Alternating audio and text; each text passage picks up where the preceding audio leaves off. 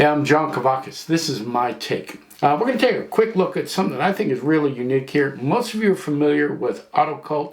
Very unique models, very well made, high quality, high detail, great finish. But they are, to say the least, they are unique subjects. Some of the quirkiest things out there in the automotive world in 1.1. Now, you might not know that they make a yearbook each year, which details all of the models they've made for the year. I've got one here. This 2022 model.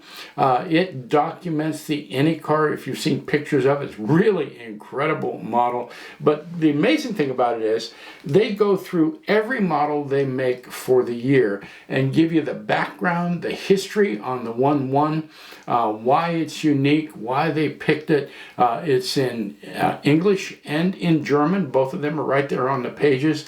It's thick book, hardcover, high quality, high gloss, and absolutely fascinating. If you want to see why Autocult picks your subject model, these yearbooks are really valuable in finding that out. If you're just a collector of 143rd and you like the background information and the details on these things, again, this is great. Dave has nearly all of them in stock, this 2022 model.